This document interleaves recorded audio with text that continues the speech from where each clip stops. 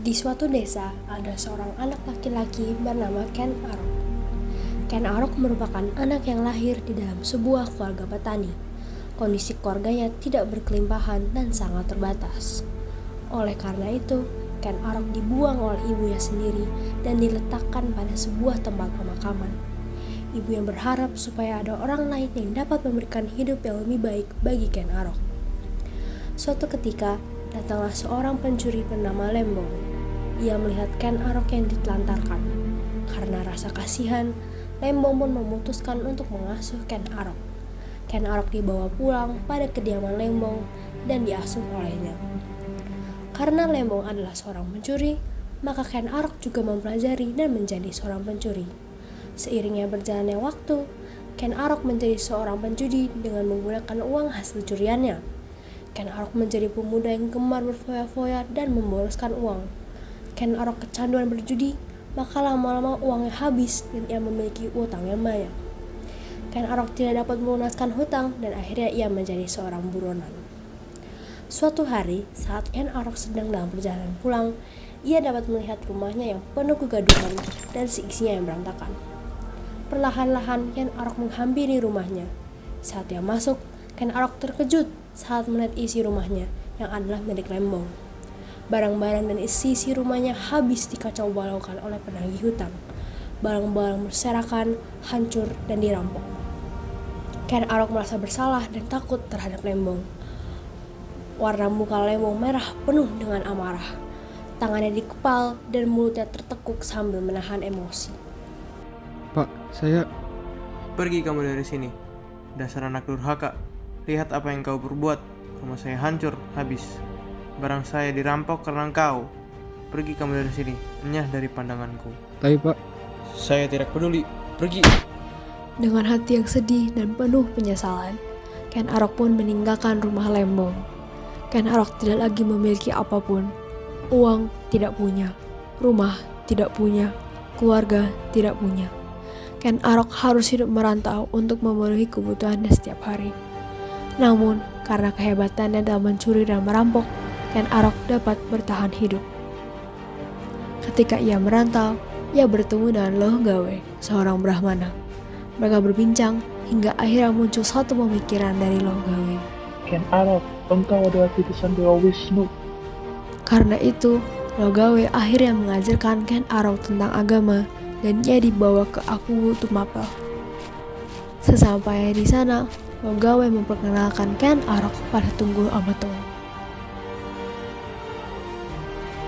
Aku kubawakan seorang yang pantas menjadi pengawalmu. Perkenalkan, namanya Ken Arok. Ia adalah titisan Dewa Wisnu. Perkenalkan, namaku Ken Arok. Aku berjanji akan melakukan yang terbaik saat bekerja sebagai pengawalmu. Baiklah, mulai sekarang kamu akan saya jadikan sebagai pengawal saya. Ketika Ken Arok melakukan tugasnya, ia melihat satu perempuan di kerajaan itu yang menurutnya menarik. Nama perempuan itu adalah Ken Dedes. Siapa perempuan itu? Dia adalah anaknya Aku Tumapel, Ken Dedes namanya. Sesampainya di kamar, Ken Arok terus-terusan memikirkan Ken Dedes dan berencana untuk mendapatkannya. Ken Arok akhirnya meminta bantuan kepada Empu Gandring untuk membuatkannya keris. Bu Gandring, saya mau minta tolong untuk membuatkan saya keris.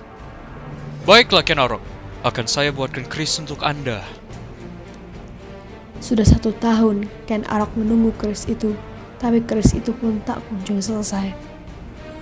Bu Gandring, sudah 1 tahun saya menunggu keris itu, tapi kenapa tidak kunjung selesai? Membuat keris bukanlah hal yang gampang. Itu butuh ketelitian yang tinggi untuk mendapatkan keris yang bagus. Ketika mereka berbincang, Ken Arok secara perlahan mengambil keris yang belum sepenuhnya selesai itu dan menusuk Empu Gandring. Sambil merintih kesakitan, Empu Gandring bersumpah.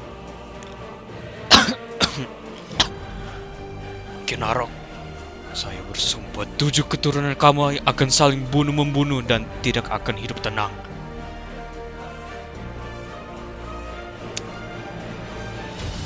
Ken Arok yang tidak memedulikan ucapannya pun memutuskan untuk kembali ke istana.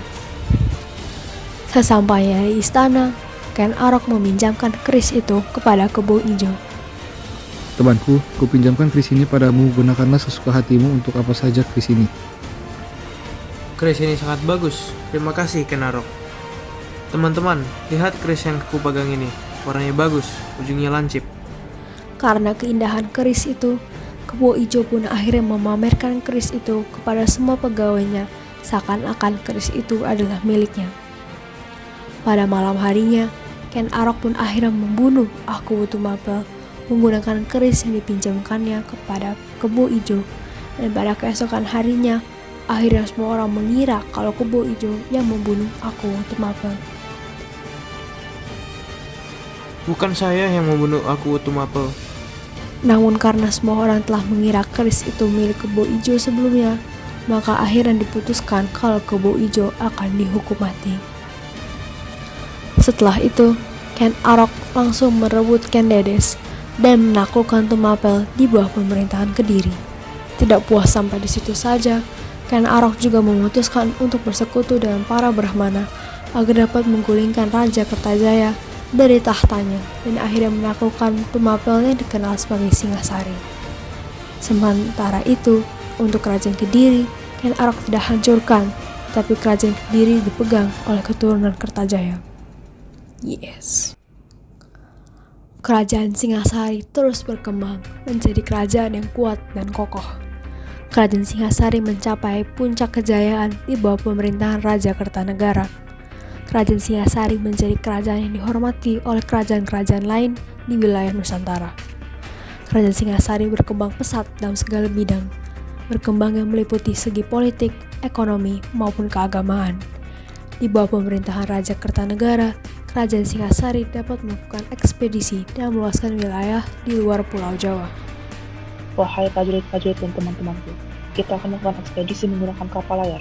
Kita akan melakukan segala kerajaan yang kami temui. Tercatat dalam Arca Kamundi bahwa dengan ekspedisi yang dilakukan, Kerajaan Singasari dapat menaklukkan Bali, Kalimantan Barat, Maluku, Pulau Gurun, dan bahkan seluruh wilayah Pulau Jawa. Perdagangan dan pelayaran Singasari juga unggul karena perdagangan beras, emas, kayu, cendana, dan rempah-rempah. Dengan itu, perekonomian tertata dengan baik sehingga Singasari menjadi kerajaan yang makmur. Kerukunan dan toleransi antara agama Hindu-Buddha juga tercapai di bawah pemerintahan Raja Kertanegara.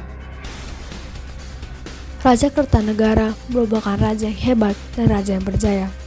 Raja Kertanegara merupakan raja yang dapat memimpin kerajaan Singasari pada puncak kejayaannya. Namun, Raja Kertanegara juga merupakan raja yang menyebabkan keruntuhan dari kerajaan Singasari. Selain wibawa dan kepemimpinannya, Raja Kertanegara percaya dan memiliki keyakinan bahwa kekuasaan bisa dicapai melalui mabuk, pesta seks, dan pembunuhan ritual. Raja Kertanegara sangat gemar memuaskan hawa nafsunya dan keinginan dagingnya. Ayo, kita minum anggur dan makan daging sepuasnya. Sore ini, kita akan merayakan kejayaan kita! Siap, Raja. Akan kami siapkan pesta yang sangat meriah penuh wanita. Kau memanglah ajudan terbaik. Ayo, kita pesta! Perlu diketahui ada dua faktor yang menjadi penyebab keruntuhan kerajaan Singasari, yaitu faktor internal dan faktor eksternal. Faktor internal terjadi karena pemberontakan oleh Jayakatwang. Sebenarnya, Raja Kertanegara dan Jayakatwang memiliki hubungan yang baik atau kerabat karena Jayakatwang menikahi adik Kertanegara. Namun, Jayakatwang dihasut oleh patinya untuk memberontak.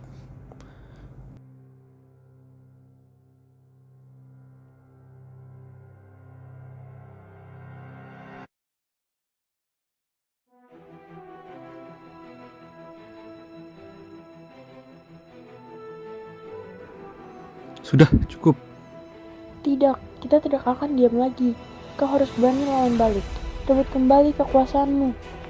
Baiklah, bagaimana caranya? Serangan akan dibagi dalam dua kelompok. Pertama dari utara untuk menarik perhatian dari keraton tempat raja berada, dan kami akan datang dari selatan. Laksanakan. Raden Wijaya, kamu adalah prajurit terpercayaku. Aku punya tugas untukmu. Siap, Raja. Kamu bawa pasukanmu untuk meredamkan para pemberontak di arah utara keraton. Habisi mereka! Siap, Raja.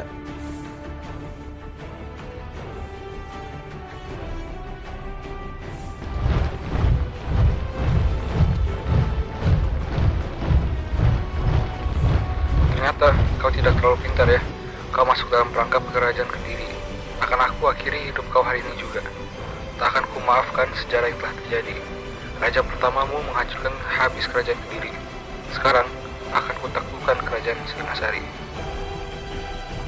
Dari segi eksternal, bangsa Mongol juga menyerang di bawah pemerintahan Kublai Khan. Bangsa Mongol juga ingin Singasari tunduk kepada mereka. Saya perwakilan dari bangsa Mongol. Kublai Khan mengirimku untuk mewartakan dan mengeluarkan ultimatum. Jika kerajaan Singasari tidak tunduk pada bangsa Mongol, akan ada peperangan dan pengiriman armada perang. Kami tidak akan tunduk padamu. Kirim armada perang. Namun cerita tidak berhenti di sini. Raden Wijaya berhasil menyerang kedua bangsa tersebut. Raden Wijaya berhasil menyelamatkan diri ke Madura dan mengaku untuk berabdi pada Jayakatwang. Keluarga, teman, dan raja saya sudah mati. Tolong terima aku sebagai prajuritmu. Aku berjanji menjadi prajurit yang setia. Aku akan mengabdi kepada kerajaan Kediri. Baiklah, kami terima permohonanmu.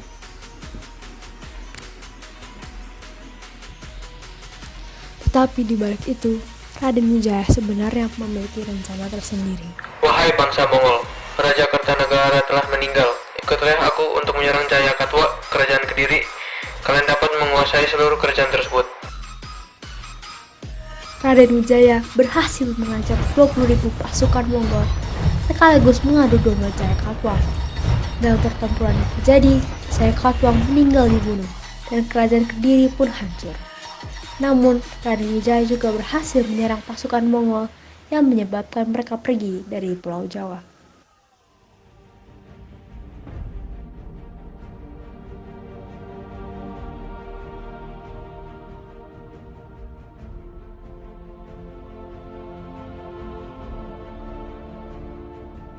Di kisah Ken Arok ini aku belajar untuk tidak serakah. Jikalau ada sesuatu yang kita inginkan namun kita tidak bisa dapatkan, kita tidak boleh memaksakan hal itu karena belum tentu hal yang kita inginkan adalah hal yang terbaik untuk kita.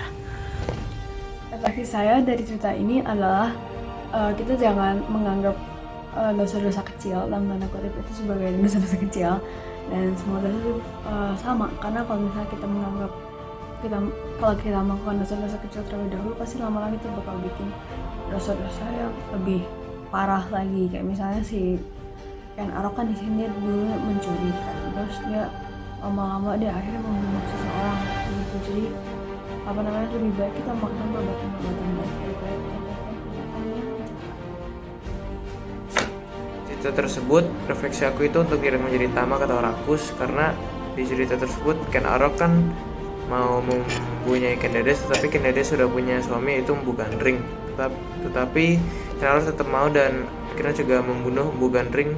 Karena itu Mbu Gandring bersumpah kalau keturunan dari Ken Arok 7 tahun itu bakal saling membunuh-bunuh, dan dari situ semuanya hancur dan kerajaannya juga ikut hancur. Apa yang kupelajari dari cerita ini yaitu kita tidak boleh serakah dan menghalalkan segala cara hanya untuk merebutkan kekuasaan. Dan juga kita tidak boleh menyakiti atau membunuh orang lain demi kepentingan pribadi. Dari sejarah kerajaan Singasari, aku bisa belajar untuk tidak mengikuti hawa nafsu kita atau keinginan daging manusia. Aku bisa belajar untuk bersikap rendah diri dengan segala kejayaan atau kemampuan yang kita miliki. Karena segala di dunia ini milik Tuhan dan bukan milik kita. Aku bisa belajar untuk memiliki moral yang tinggi dan bersikap baik, jujur, dan juga bijak di segala saat.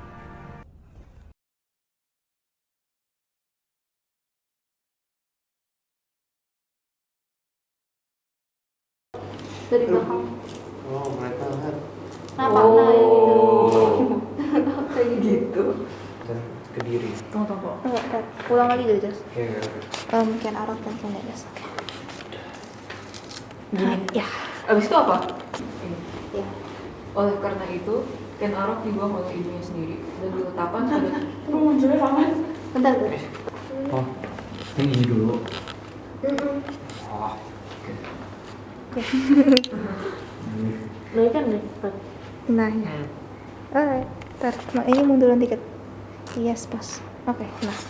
Tunapel pada malam harinya menggunakan keris yang dipinjamkan kepada kebo ijo yang pada keesokan harinya akhirnya semua orang mengira kalau kebo ijo yang membunuh aku Tunapel. Bukan saya yang bunuh Tumapel. Setelah itu Ken Arok langsung merebut Ken Dedes dan menaklukkan Ken Dedesnya Tumapel lupa. di bawah pemerintah. 2 lembar. 2 lembar. Oh ini belum ya? Ya. Oke. 3, 2, ini Pate main dia dulu kan Dedes. Oke. 3, 2, 1 Justin.